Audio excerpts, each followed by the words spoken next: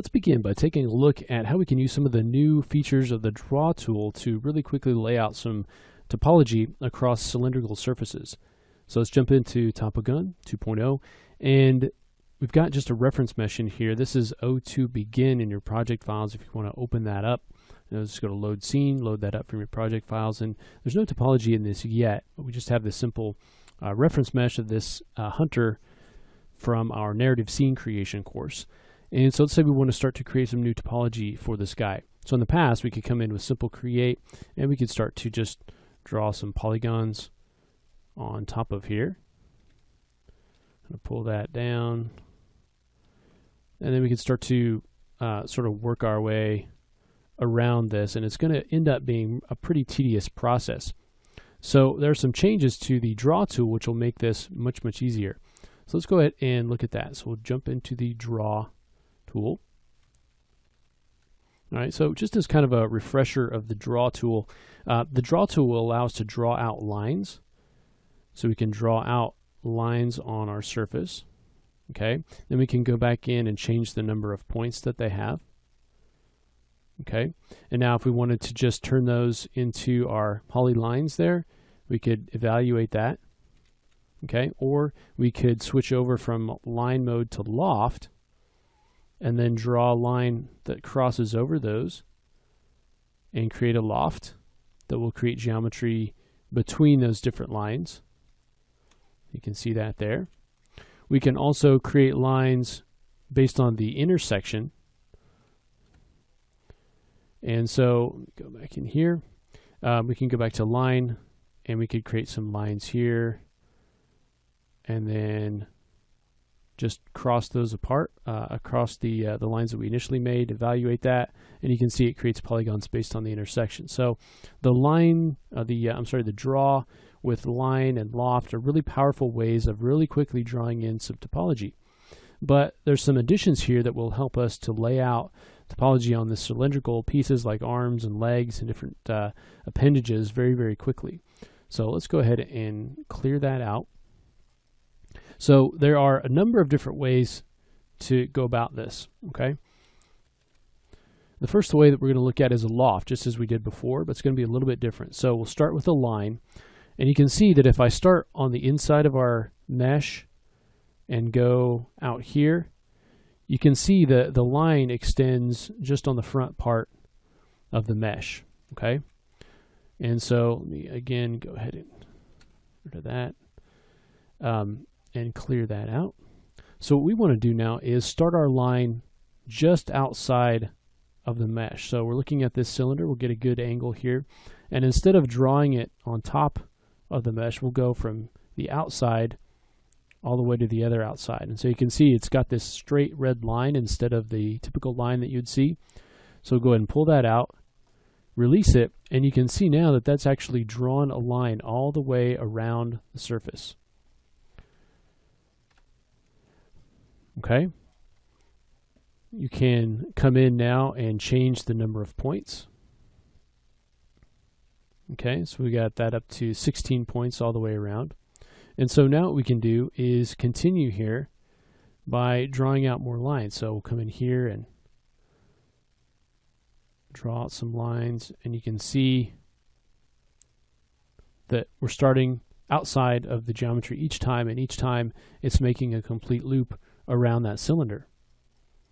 Okay, so now all we have to do is go to loft, and I'm just going to draw a line all the way down here.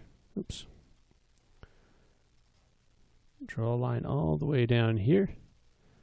Okay, and then all we have to do is evaluate. So we just basically extended a straight line using draw with the line on from one side of this cylinder shape, of this arm shape, to the other, and it created that complete loop. Okay, so it's the same thing as we would do on a regular loft, except these lines are going all the way around our arm. So we'll go ahead and let that loft calculate. So there you can see it's created now that geometry based on the number of points that we had set, and it's created those new polygons all the way down. So that would have been pretty tedious to do if we were doing it sort of the old-fashioned way. But here, goes very, very quickly. Okay, you can go ahead and clear out those curves, and there we've got our topology. Now there's also another way to do it within the draw tool, and that is to use the sweep. So if we go ahead and instead of activating loft, we'll activate sweep. Okay, this time we're still going to be using the points, so let's go ahead and change those just so we can clarify that. We'll change that down to maybe 12. And in this case, the 12 is going to actually be the points along the sweep. And the number here is going to be this number going around. So to illustrate this, I'll go ahead and draw a sweep. And this time, instead of going across, we're going to go down the length of the cylinder. So we're going to draw a line down here. Okay, and now you can see if I change these points, it's changing the number of lines coming across here. So we're actually changing this value. Okay, so as far as a sweep goes, you want to define how many lines you want coming down from the top to the bottom. So let's go ahead and make that something like 8. And then for the steps, which would be this number that we had as 16 earlier, we can go ahead and set that in the sweep steps. Okay, so we set that to 16. Okay, so at this point we can go ahead now and evaluate. We've only drawn one line out here. We didn't have to draw these multiple lines across, just one line going down the length. And now let's go ahead and evaluate. So now it's going to tell us it's sweeping, and it actually did it very, very quickly. And so you can see that each one of those points matches up with the point on our curve. So we've got 8 going down along the length. And then again, we've got 16 going around the sweep. So let's do that again with a slightly different number maybe. So again, choosing sweep, I'll actually go ahead and clear all. Let me go ahead and draw down here.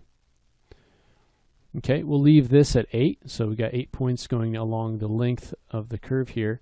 But let's change the sweep steps now to 12. Okay, let's go ahead now and evaluate. And now you can see that again, we've got the same number going down the length, but now we only have 12 points coming around versus 16 up here. Okay, and you can do this whole arm if you wanted to. So let's go ahead and I'll just get rid of these. And again, we'll go back to draw. And let's go ahead and draw out. We've got sweep activated. If you want to turn on steady mouse, this will enable you to get kind of a smoother line. So come in here and draw all the way down to the wrist. Okay, obviously when we stretch it out this far, we want to have a few more points in here. So let's go ahead and increase the number of points. We can always increase that after the fact. Let's set that up to maybe 16, I think would be good. And then we'll leave it at 12 for the steps going around the cylinder. All right, so once we've got that, all we have to do now is evaluate. Going to go through that process of creating the sweep. And you can see with just one line, and I didn't get that all deleted on the back, so let me go ahead and get rid of that. We didn't have back facing on, so try that one more time so we don't have that duplicate geometry. Go to draw. Again, we've got the sweep there. We'll go ahead and evaluate.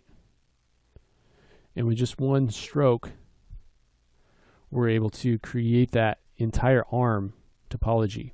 Okay, so that'll allow us to focus more on the areas of intersection and the more complex areas instead of having to come in and tediously create topology over things like these cylindrical shapes like arms and legs and so forth. Okay, makes it really, really quick and easy to do. Again, you can just draw it down like this, one line, evaluate. And so any of your characters that have these sort of appendages, doesn't have to be arms and legs, but anything cylindrical that's kind of sticking off, you could even do some of the a portion of the body. But this using this sweep will really make things go really, really quickly, because you can just draw that single line, set a couple of numerical values, and then your geometry will be automatically created.